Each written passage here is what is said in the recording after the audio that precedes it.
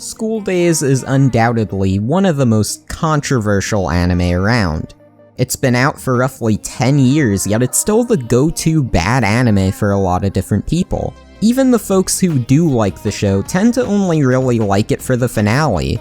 Some even go as far as to say that if it had a completely different finale, they would have hated the show just like everybody else does. But what if I told you that I actually enjoyed School Days? In fact, what if I told you that I was sold on the show from episode 1 and I was hooked all the way through?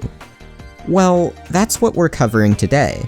What I in particular find so well done about the show, and why I think it's very misunderstood, as well as just addressing some common criticisms I've seen levied against the show.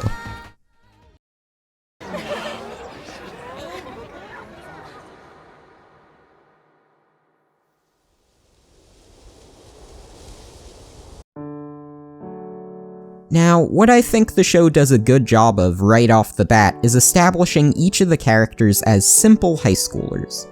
It really allows the audience to see who these individuals are from the beginning of the show versus how they are at the end of the show, and then to compare and contrast from there. One of the major aspects about this cast that I feel really drives the show's conflicts forward is that because they're normal, simple high schoolers, there's still a lot they've yet to learn about these feelings that they're now starting to have. Nobody exactly knows what they're doing here, and rather than seek a higher authority, they continue to take matters into their own hands, which is not necessarily something out of the question for a lot of people that age to do. No better is this exemplified than through the character of Makoto. We are told early on that he's decently popular, and it makes sense considering he had already been good friends with Otome since junior high, who's one of the most popular girls in school. But even so, he's still now dealing with all these new feelings for Katsura that he doesn't know how to express. So at first, he looks towards what advice books can give him, but all that leads to is him coming off too strong too early. These books that he used to make sure he didn't screw up in front of Katsura, ironically, made him screw up in front of Katsura. Sekai acts as sort of a mediator between the two parties. Sekai understands that in this relationship, both Katsura and Makoto need to satisfy each other's needs, but all this leads to is Katsura reciprocating the same kind of feelings Makoto was showing earlier, feelings that she herself is uncomfortable receiving in return. Makoto is confused because if Katsura is acting all sensual towards him, then he figures, well, maybe things have changed between them. However, in episode 3, after Katsura's issues with the other girls in school, she's unwilling to express her feelings towards Makoto, even though Makoto at this point is fine with hearing her out. Katsura instead says nothing and opts for a quick hug. But once Makoto goes to reciprocate, she gets nervous and pushes him away again, which once again goes to show Katsura trying to give Makoto what he wants, but she's still not quite ready for it, especially in a public place in comparison to the previous episode, which was when they were alone. I'd actually go as far as to argue that Sekai being mediator did more harm than good, because both Makoto and Katsura started to solve this communication issue after they eat lunch alone, and then decide to meet up that weekend. All things considered, they have a pretty fun time, and it feels like things are actually starting to progress between them. However, even with that in mind, there's still a lot of work that needs to be done, and they still aren't quite on that same wavelength. When Makoto departs on the train, he closes his eyes expecting a kiss on the lips, but all he receives is a kiss on the cheek from Katsura. Keep in mind, it wasn't too difficult getting into this relationship with her. I mean, he gets into this relationship pretty early on in the show, all things considered. However, moving forward is taking way longer than he's expected. That night, when he's in bed on his phone discussing his day with Sekai, he states that, なんか Kotonohaの相手するのって、疲れる。 Which I believe is when he comes to the realization that this whole thing might just be more trouble than it's worth. Sekai ends up taking advantage of that afterwards under the guise of quote-unquote special training. Now, I definitely believe Sekai has always been trying to get Makoto to like her instead, what with her kissing him earlier on in the series, and Makoto now trying to get out of this, but her pretty much being forceful about it. じゃあ誠、行くわよ。俺、承諾した覚えがないんですけど。何言ってんのよ。男ならいい加減覚悟を決めなさいって。I think it speaks to another one of the most appealing aspects of the show, at least to me, seeing where these characters messed up in a big way and what they could have done instead.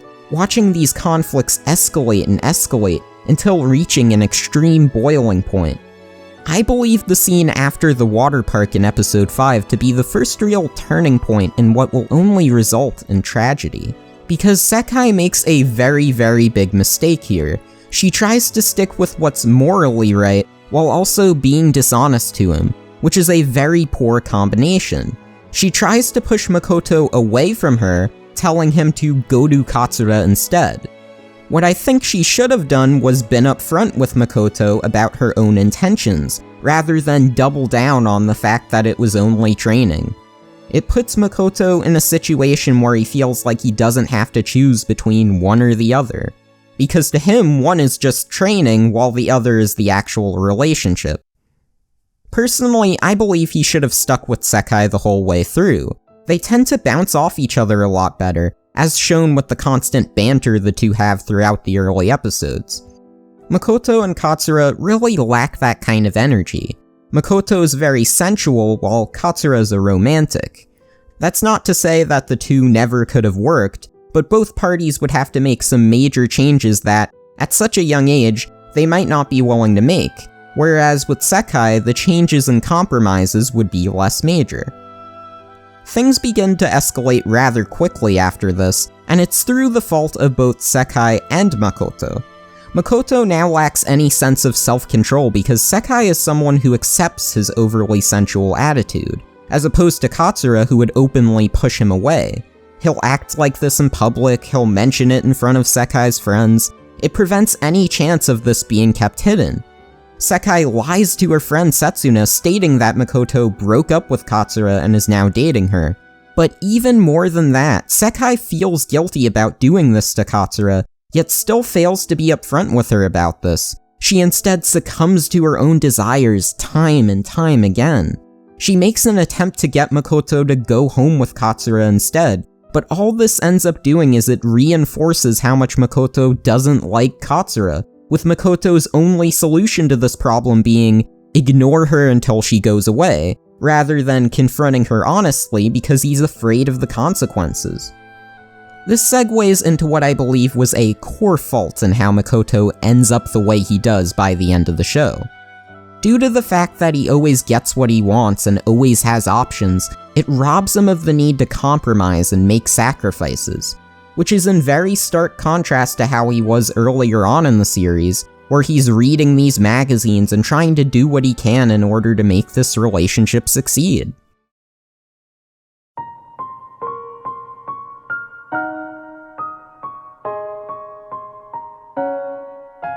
What I find particularly interesting about this portion of the show is that there's a role reversal between Makoto and Katsura, and how they act in the relationship. Makoto now is constantly trying to push Katsura away, whereas Katsura is the one who is constantly doing whatever she can to keep the relationship afloat. She wants to get Makoto and herself matching cell phones. She wants to make them matching sweaters. She texts Makoto, but he only occasionally responds, and he's never the one to initiate conversation. Even when she suspects Makoto of cheating, she gives him the benefit of the doubt. But the big question is, why does she even bother? Now, the answer for this is actually quite simple. Makoto really is all she has. The major catalyst in what drives Katsura's character forward is her isolation. At school, all she ever does is get bullied and forced to do all the work, while Otome and her friends do absolutely nothing.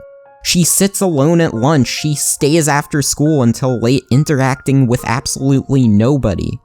When she sees Makoto and Sekai making out on the school roof, she decides to combat her woes with more isolation, this time now at home. Then, when Setsuna blocks Katsura's number on Makoto's phone, she combats that with, guess what? Even more isolation.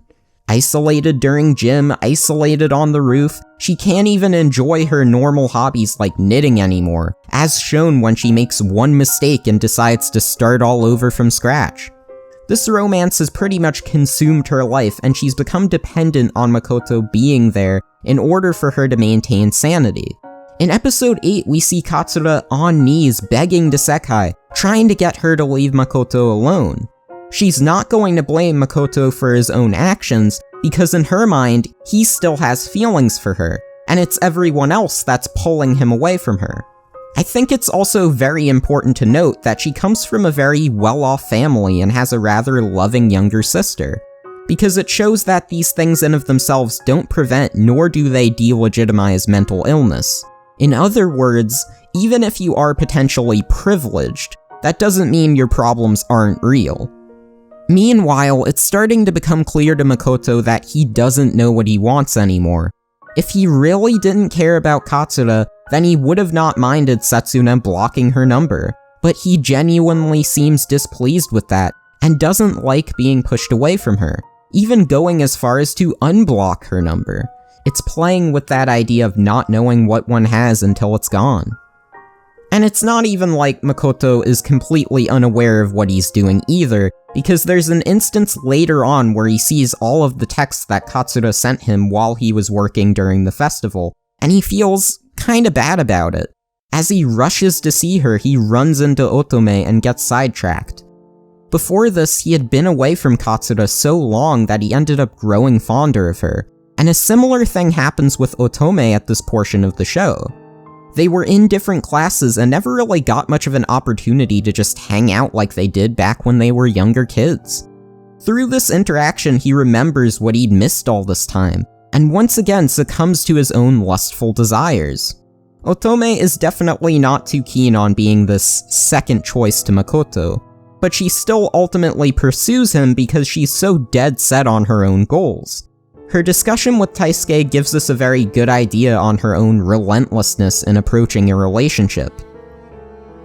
Setsuna has become very controlling in this portion of the show, and it's understandable why this is the case. She considers Sekai to be a very close friend and is concerned about her current situation. Since Setsuna is going to be moving soon, who will be able to look out for Sekai after she's gone?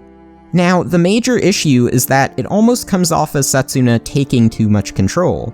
It's one thing to look out and stick up for one's friends, it's another to practically make decisions for them. This makes Setsuna eventually question her own actions. Is she really doing this for her friend, or is she pursuing her own self-interests under the guise of it being for her friend? Her ultimate fear is that it's the latter, not the former. The major thing the show has been building up to all this time is the bonfire dance at the end of the school festival. There are a lot of times prior to this where the characters have made major missteps, however, I believe this dance to be the true point of no return. I find the scene in particular where Makoto dances with Sekai to be absolutely haunting. The only thing lighting the darkness is this fire that comes off as both passionate and frightening at the same time. Sekai believes that she can ultimately trust Makoto at this point.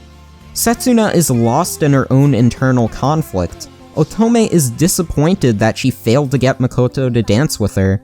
Katsura not only has to deal with the fact that Makoto didn't choose her even though to her they're still in a relationship, but also she's dealing with Taisuke's forcefulness. Another very important detail to note is how, when asked the question of, 私、誠の彼女なんだよね? Makoto decides to not give an actual answer. He's come to the point where he can't just pick one. One can tell that nothing's going to turn out well for this cast, and now it's a matter of seeing in which ways tragedy will strike. And oh boy, we'll see how that tragedy's going to strike. Next time. Thank you for watching. If you like this video, feel free to give it a like, as well as subscribe for more content similar to this in the future. Also press the bell so that you get the notifications. I know people have been telling me that they aren't being notified about these videos, so I want you to be notified. And as always, I'll catch you later.